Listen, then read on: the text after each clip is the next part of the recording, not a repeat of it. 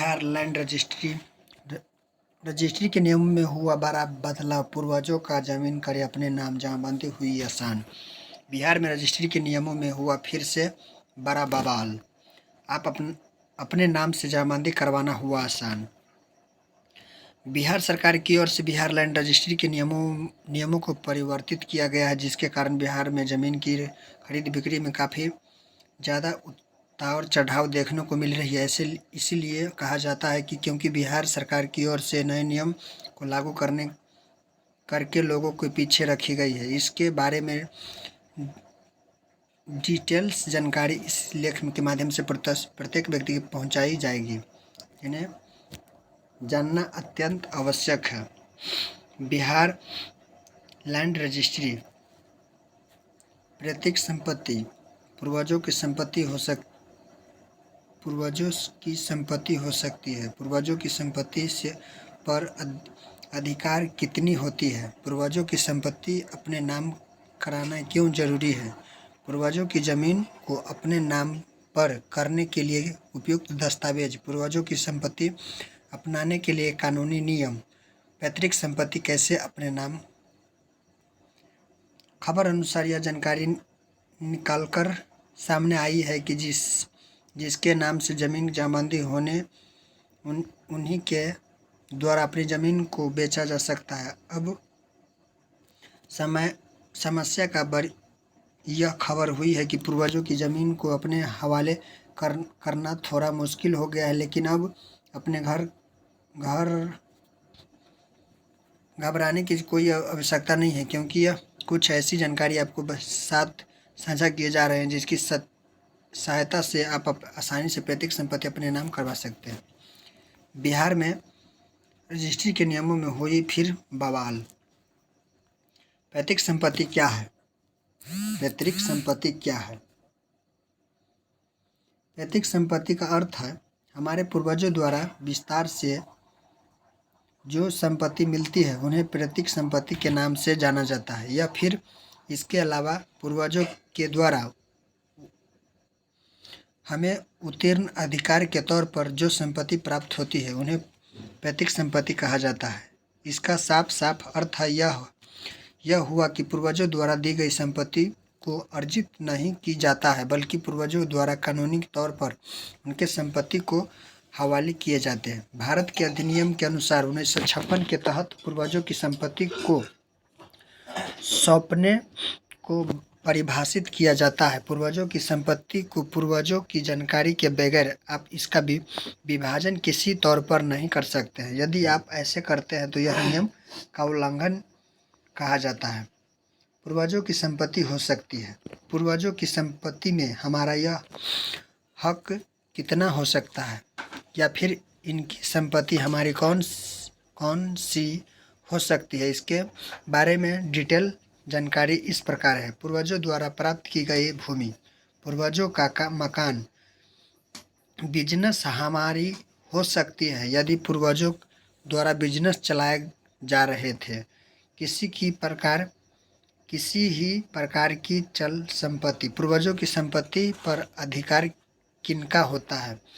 जो भी संपत्ति पूर्वजों द्वारा दिए जाते हैं उन पर नियम अनुसार अधिकार उनके संतान, बेटी या पुत्रों का होता है। किसी प्रकार की आपत्ति पूर्वजों की संपत्ति पर देखने को मिलती है तो उनका अधिकार कानूनी प्रक्रिया द्वारा अधिकारी जानकारी अनुसार उस संपत्ति पर पत्नी का हक बनता है। यदि सदियों से हमारे देश में पूर्वजों की संपत्ति को लेकर विवाद चलती आ रही है, जिसके लिए राज्य सरकार के द्वारा एक से बढ़कर एक कानून का पारित किया जा रहा है। पूर्वजों की संपत्ति अपने नाम कराना क्यों जरूरी है?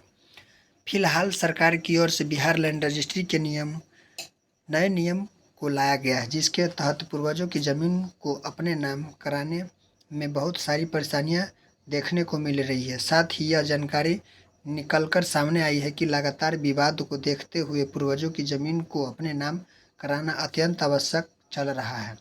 बिहार सरकार गाइडलाइन के अनुसार Bihar land registry new guideline के द्वारा यह जानकारी प्रत्येक लोगों तक पहुंचाई गई है कि जमीन की बिक्री वही आदमी कर पाएंगे जिनके नाम से जमाबंदी है।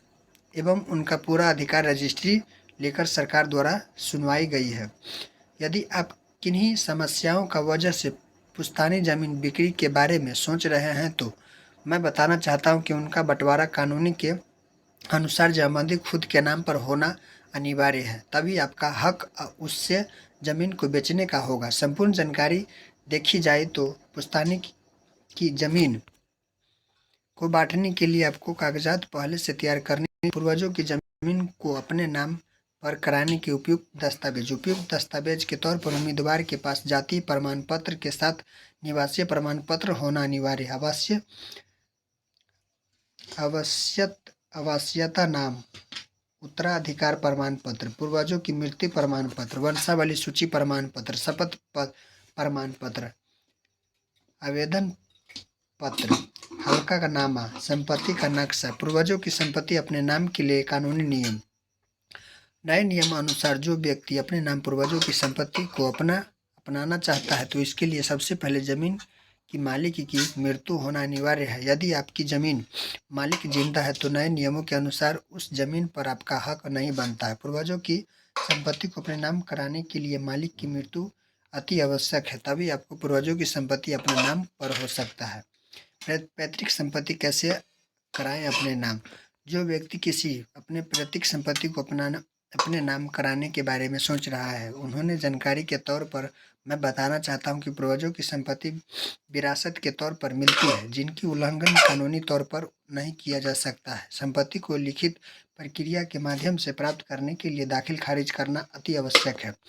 ध्यान देने वाली बात यह है कि पूर्वजों की संपत्ति अपनाने के लिए तहसील कार्यालय में ठोस सबूत शामिल करने पड़ेंगे। सबसे पहले व्यक्ति द्वारा संपत्ति का उतारना उपयुक्त सबूत देने होंगे। यदि पैतृक संपत्ति पर आप अपने आवासित कर रहे हैं तो पूर्वजों की संपत्ति को अपनाने के लिए आसान हो जाता है। पूर्वजों की मृत्यु के बाद जमीन अपनाने के लिए आपका हकदार भी बनना जरूरी है। जमीन को प्राप्त करने के लिए वंशावली आपके पास होना अनिवार्य है ताकि आपको बंटवारे के समय किसी प्रकार का परेशानी न हो। वंशावली के माध्यम से पूर्वजों की पैतृक संपत्ति प्रत्येक सदस्यों के बीच आसान से बंटवारा किया जा सकता है। प्रॉपर्टी के बंटवारे के तुरंत बाद ही आप ऑनलाइन दाखिल खारिज अवश्य करवाएं। दाखिल खारिज के वेरिफिकेशन करने के लिए आपको अंचल में उपस्थित होना अनिवार्य है। वीडियो अच्छा लगे तो लाइक, कमेंट और शेयर जरूर करें। जय हिंद, जय भारत।